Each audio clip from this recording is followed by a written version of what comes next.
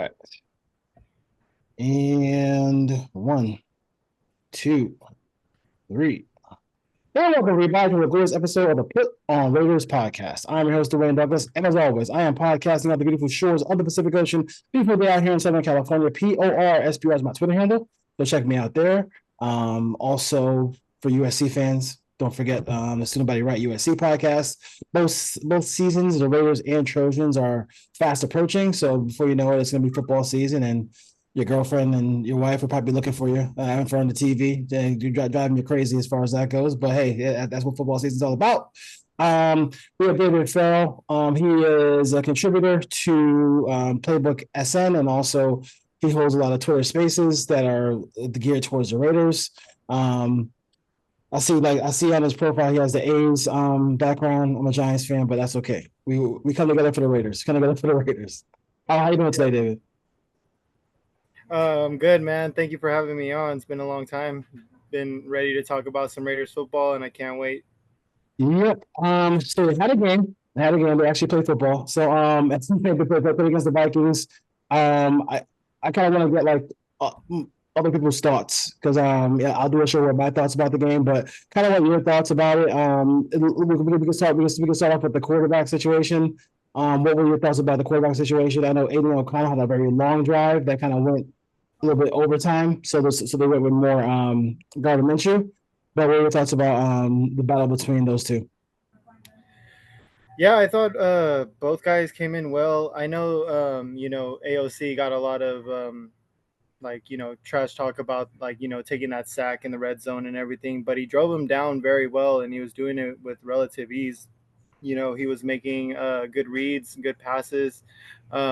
Obviously, like the arm strength is always going to be a question, but it looked good on that deep ball to Trey Tucker. So definitely like to see that early. And with Gardner Minshew, all the things that we knew about Gardner Minshew already coming in, and honestly seeing it with some of the second stringers and everything like that. I thought it was a lot of good stuff from Gardner. Pocket presence, ability to get out of the pocket, extending plays with his legs and making good reads. So I thought all around the QB competition is always going to be fierce. Definitely wanted to see Aiden, go for another drive. But overall, Gardner Minshew did his job, and Raiders looked pretty good in that first half, man. I would say one thing I will say is that for folks who do cover the Raiders who try to like, I know it's only one game, but like you can don't write anything about Anthony Brown again, please. Like that was like that was a little much. Please don't ever do that again. Um, but yeah, I mean, I thought that there were some cool things about what Mitchell did. I like the offsides when the Vikings left offsides. He were able to compose himself and hit a deep pass for Tucker. Tucker was really holding on to the football for like with two hands for dear life. He wanted to make sure he could secure these catches because he was struggling in camp. So good job by him. And listen, the offense, I mean the quarterback situation is what it is. Do you feel like the veteran savvy and then also the ability to move around could be the deciding factor between the two quarterbacks? Yeah, I mean, Garner obviously brings that veteran savviness. He's in every single situation pretty much throughout his career so far. He's been in QB competitions. So he kind of already has the experience with it. He knows what the competition is going to consist of, and he's just going to be ready for his opportunity. I mean, listening to both guys like at the presser and everything after the game. I think they're both taking this QB competition not only like seriously. Mhm. Obviously, both of them want to be the starting quarterback for the Las Vegas Raiders, but I think they're also, making sure that they know the little things that they're doing wrong, and trying to better themselves. Not only the next game going forward and everything like that, not just like in practice and everything. I think it's going to shape out to be a really good competition. But from what Antonio Pierce said, more than likely he'll get a more of a good feel for who's going to be QB1 probably after this next exhibition game. So I'm really excited to see this next exhibition game because obviously implications go there. Yeah, I mean, the choice is going to be made after that game because Yeah, yeah, should be. because nobody's playing in the third preseason game. Yeah, it's too close to the season. You can't risk injury Exactly. as far as that goes. So I do. I mean, we know Zamir is the number one back. Mhm. That's about the rest of that backfield. I know, Sincere McCormick. People love the name, so like, because the name is a unique name, so it's fun name Yeah. to say. But if he came in, nobody in the nation likes Madison. So if anybody steps up, I'm sure everybody would love that part of it too. You got Abdullah, and then Dylan Lobby. What are your thoughts about the running back core as it is? I do worry about if White ever went down. Um, I just don't like the rest of the running backs in this core. Yeah, I mean, honestly, kind of shaky. The look of it so far. I mean, obviously with Labe and Abdullah and everything, I kind of and McCormick even. Um, I really kind of gave them just like a little bit of a pass because like that offensive line in the second half Yeah. was absolutely atrocious, and I don't want to like make assumptions like right away off of that because they are lining up with that line. So if they had the first string line, you'd be able to definitely get to see like definitely probably more of an impact on what they could possibly do. But overall, with the production that we saw overall, it just wasn't good enough to like to your point that if White were to ever go down, like do we feel like the running back room is still capable of handling a game without him or even like games without him? So obviously there's certain questions there, but overall I can't take too much away from it because of that offensive line and how Mhm. bad it was in the second half.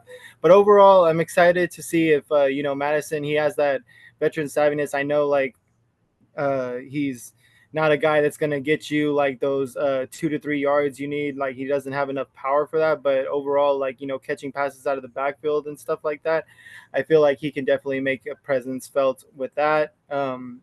But Zamir looked good, honestly. I think those short yardage situations. I think we're going to be able to rely upon him, and especially even in goal line situations, definitely still going to be probably reliable, especially against the first string, or sorry, behind the first string offensive line.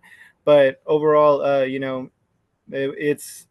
it's a big question mark for that backup position. But at the same time, I think getting the feel for it later, once Samir is like not playing, you'll be able to see a little bit more action from those guys.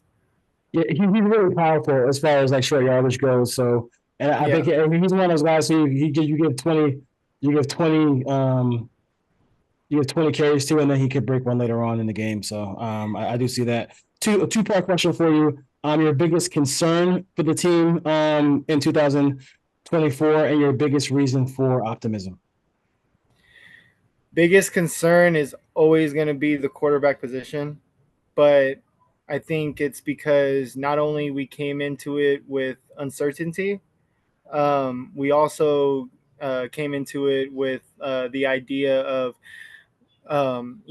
trying to when we brought in Gardner Minshew, it felt like more of like that bridge style quarterback that everyone talks about how he's going to be able to mentor like Aiden and everything. I think that going into the off season and then going up to this camp and preseason, I felt like they wanted Aiden to be the starting quarterback. And, if Gardner's there, he's capable and he's shown plenty of times that he can come in and not only win games, help lead the team throughout the game. So obviously, you know, being uncertain with the quarterback, especially in this day and age, um, with all the quarterbacks, not only just in the AFC, just overall who we're going to face this year. I think it's going to be tough, but at the same time, I think that once they establish who's going to be the true starter coming into the season, we'll be Mhm. able to, settle down a little bit with it and then finally try to prepare what it could look like. But just the uncertainty at quarterback right now. And then for the, biggest optimism, definitely the defense. I feel like they're not only going to pick up from last year, I think they're going to be just a little bit better.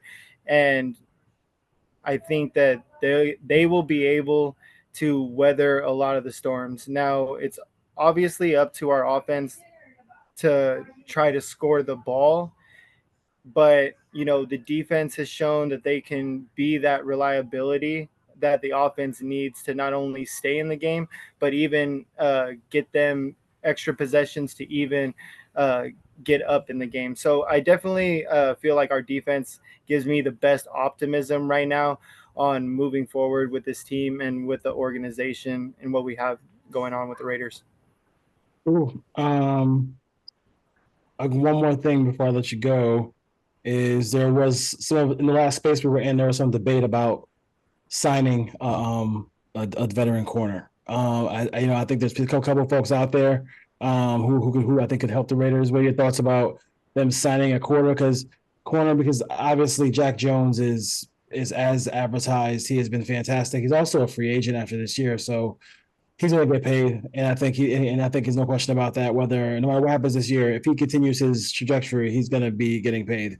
But if I always have to. I don't like. I'm not throwing injuries out there, but it's football. So if he ever went down, I don't want to see a situation where like Devonshire and Bennett are starting, and Sam Webb or somebody like that, Decorian Richardson, people like that. What are your thoughts about just signing a veteran guy? There's still snaps for everybody else because it's a long season, but I do think they need a veteran cornerback to kind of help with this room. Yeah, absolutely. I think the one name obviously for me in my mind when going into this offseason on the veteran cornerbacks who were available, I thought for me it was like kind of try to go get Stephon Gilmore, and I know he's regressed just a little bit like in the last couple years since his big year in Carolina and everything. But overall, he's still a veteran savvy cornerback that you can bring in, and I feel like he's going to increase everyone's play and the veteranness that he has. I think that it would definitely help some of the younger guys who still have a lot to work on right now. But I agree with you when it comes to trying to go and sign that veteran cornerback, just because obviously it's a need no matter what. Like you can't expect like these guys to just think that they're going to play all 17 plus games during the season. Like there's aches and pains, and guys miss games here and there. So if 18 were to miss a game this year, it would definitely be a lot of question marks on who's going to be the best guy that's going to be next up for it, when you can just go and sign a guy like I think you mentioned yesterday, Adoree Jackson. Yeah, I think he's definitely a good candidate to get on the team, but I think he's definitely waiting for a good contender. As the season wanes on, you're going to see him signed to a team at some point. But I just feel like if 18 were to go down, it would just be a little bit of question mark. You saw, especially like in that second half, like yeah, you have all the guys that could potentially be those next guys up, and to make these little impacts, and it was just numerous times like guys just getting behind. I think that the Raiders, uh, they do play a lot of cover 3, cover 2, so I think that it doesn't bode well for a guy that's very young, because just the separation that receivers get nowadays, and the way that the soft coverage goes, it's just very hard to imagine that one of these rookies is going to come out of nowhere and just become like a cornerback too. yeah, So definitely a couple of concerns for our backups right now. Obviously, hoping as preseason goes on, those at least one or two of those guys start to like improve instead of regress. So definitely would like to see that. But overall, those are the two veteran savvy cornerbacks that I would like the Raiders to go get. yeah. All right, and David Ferrell on the show with us this week, and just kind of hopefully we get catch up with you during the season on the Yeah, Raiders. And definitely check out if you're on Twitter or X or whatever they call it. Definitely look out for those Raider spaces because he holds it down pretty well as on that as well. So definitely check it out. All right, thank you for joining us here, man. Take care. appreciate it, man. Appreciate it.